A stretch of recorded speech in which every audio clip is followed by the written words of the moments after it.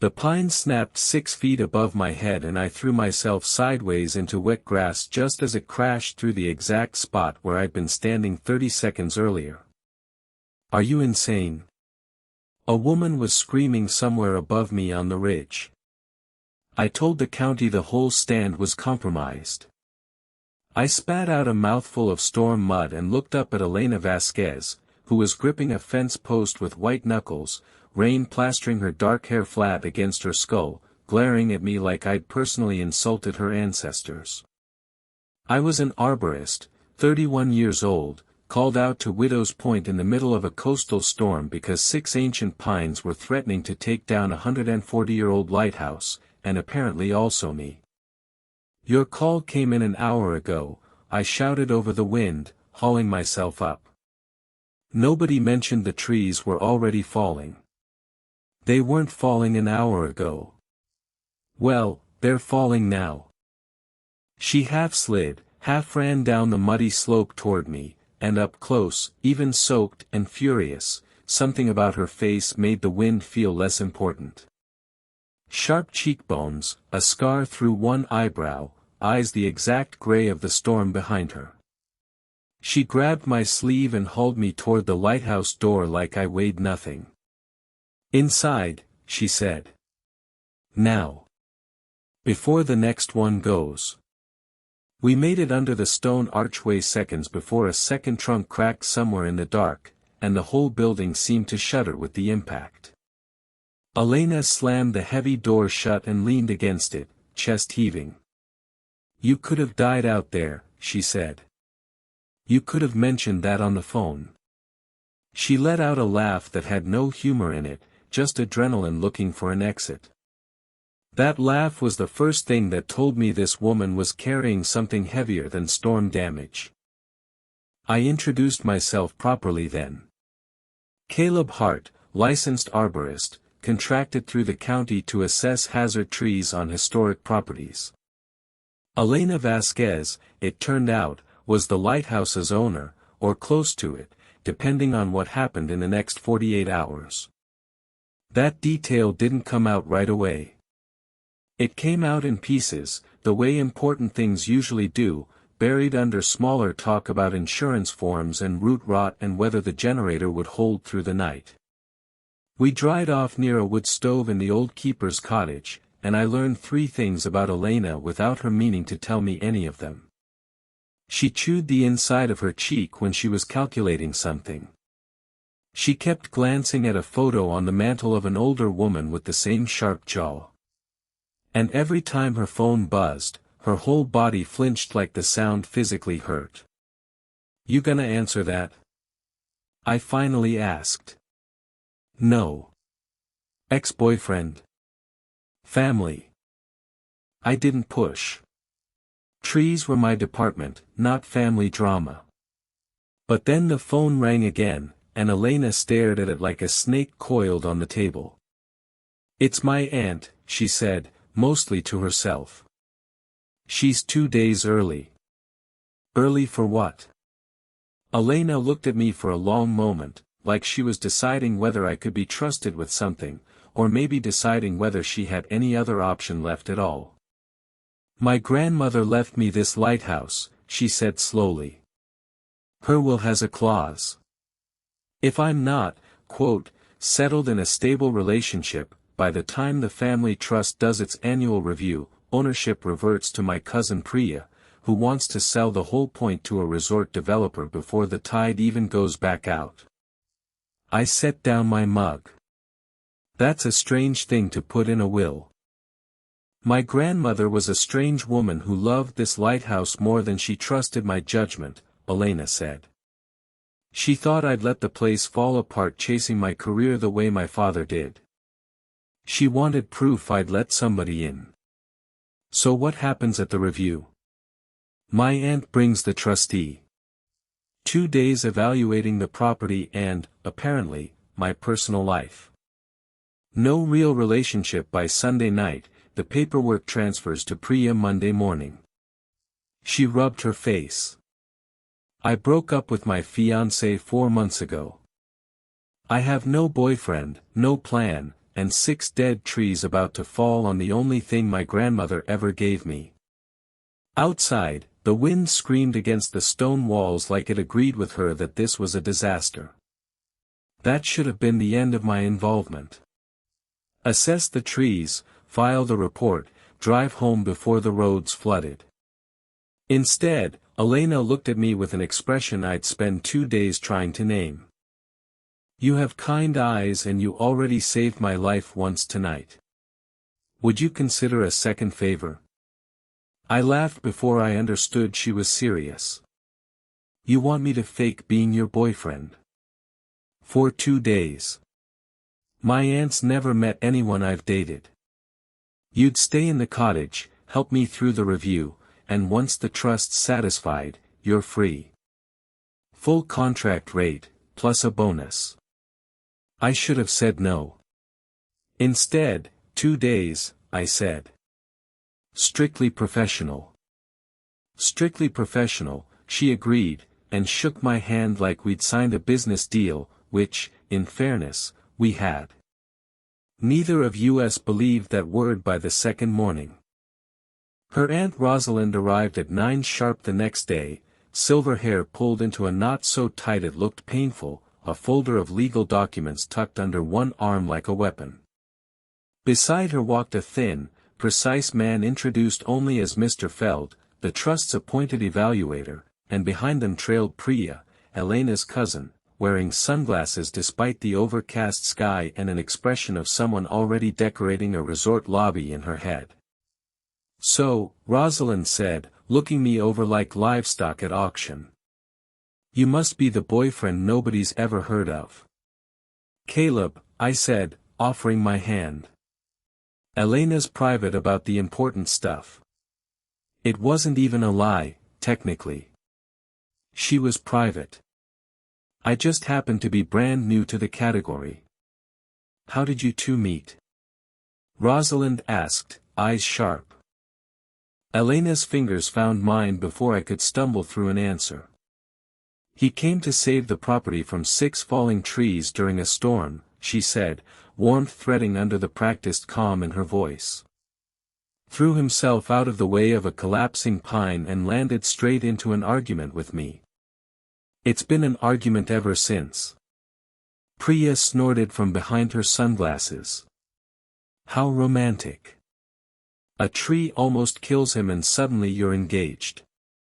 Nobody said engaged, Elena said evenly.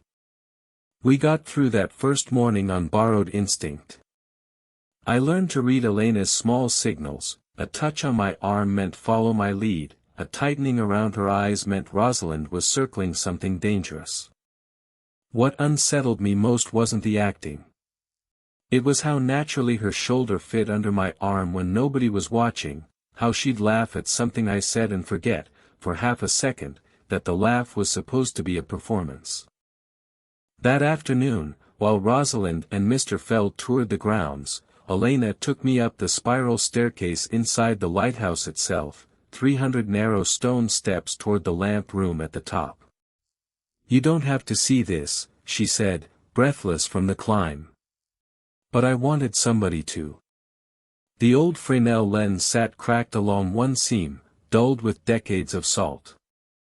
Elena ran her fingers along the glass like it was something alive. My grandmother lit this every night for 30 years, she said. By hand, before it went automatic.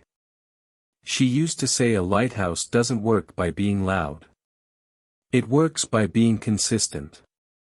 Same light, same place, every night, so ships always know exactly where home is. Nice metaphor for a family fight over property, I said. She smiled, the real one this time. She'd have hated all this legal maneuvering. She just wanted somebody to keep the light on. What if I fix this while I'm here? I said. Not part of the arrangement. It seems wrong to leave it broken. You know how to restore antique glass. I know how to be patient with broken things, I said. It's most of my actual job. We spent that evening with cleaning solvent and careful hands, working salt corrosion out of 200 individual prisms while rain hammered the tower windows. Elena hummed under her breath without noticing. I found myself memorizing the sound. Why haven't you told your aunt the truth? I asked near midnight, both of us cross-legged on the cold floor surrounded by glass. Fight the will legally, skip all this pretending. Elena went quiet. Because if I fight it legally and lose, I look like I fought my grandmother's last wish out of pride. If I play along and it works, I keep the one thing she left me that actually meant something. She looked at the glass between us.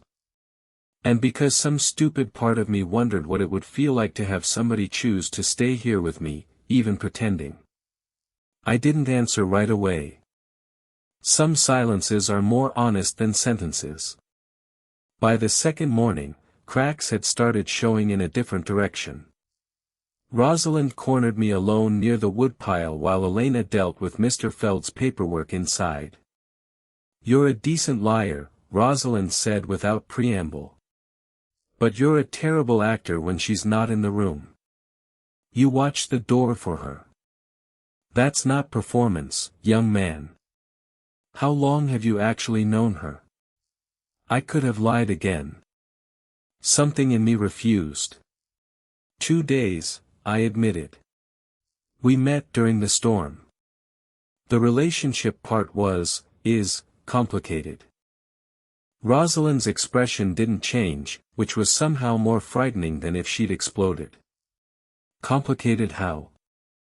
I was supposed to be helping her keep this place for 48 hours and calling it business, I said. Somewhere in there, I stopped pretending most of it.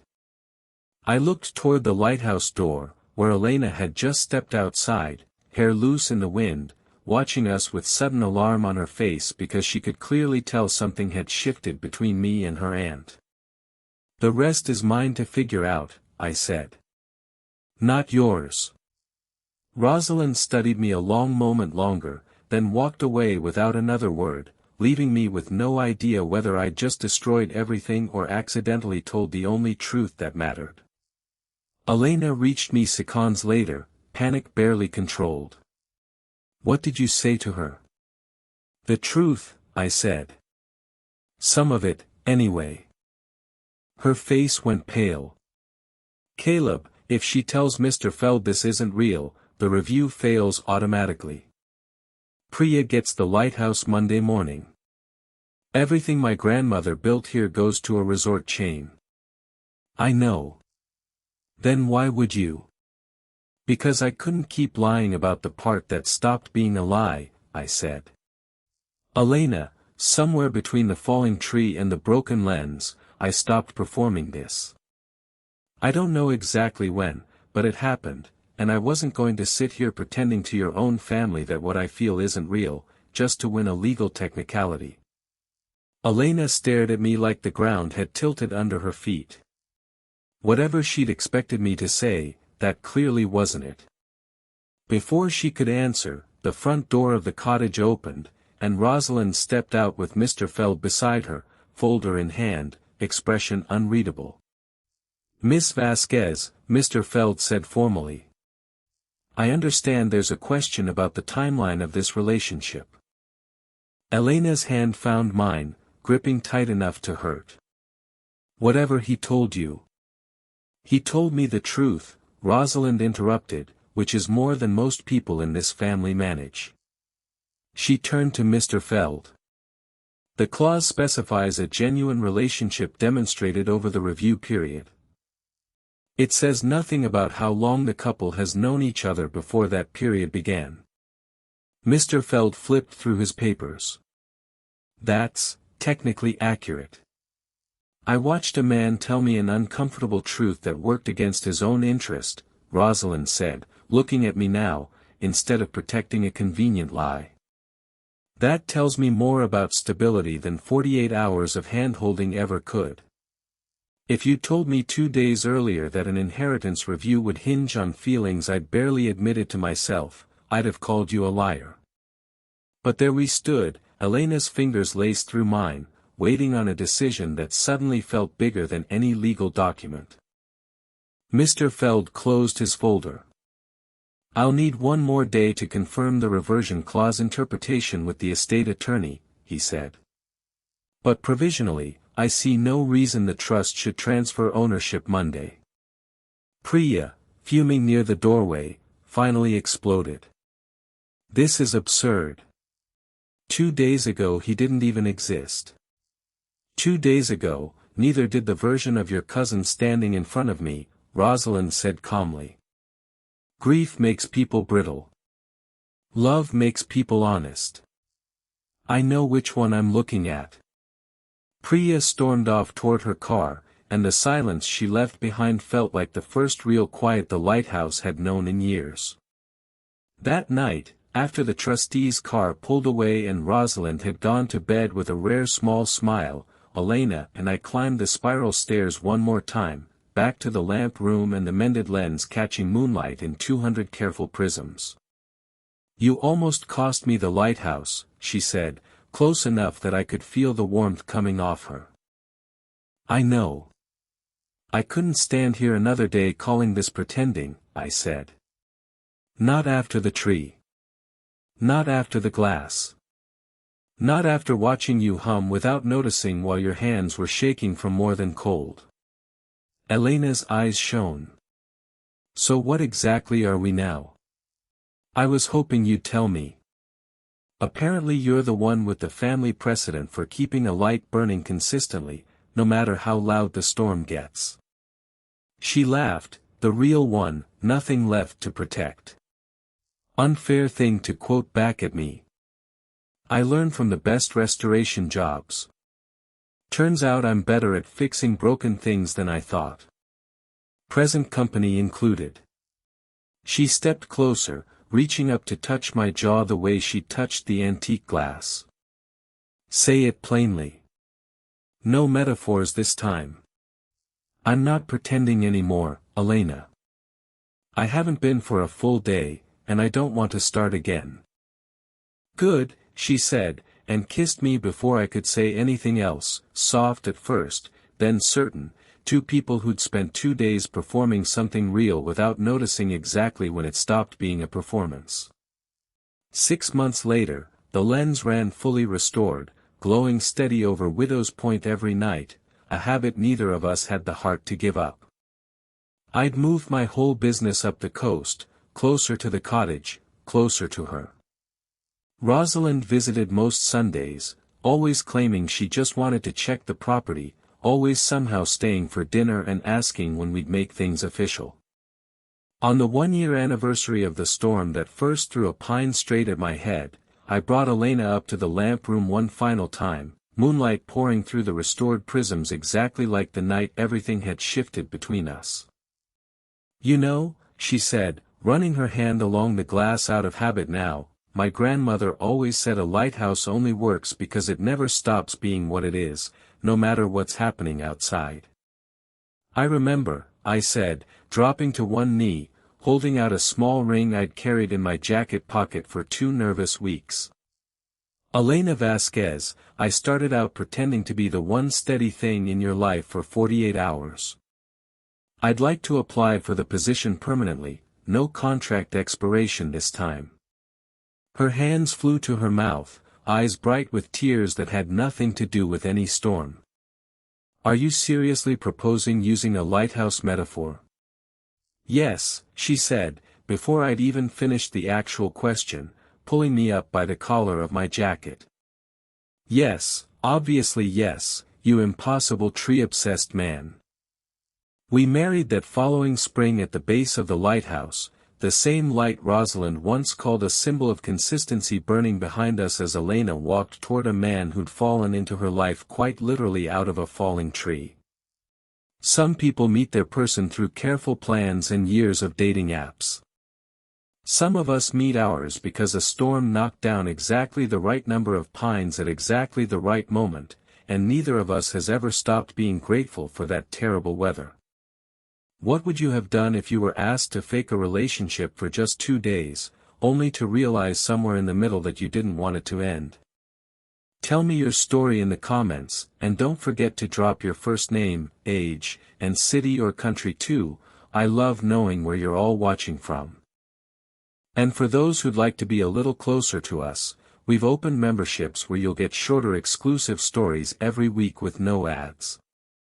If you liked this one, leave a like, subscribe, and I'll see you in the next.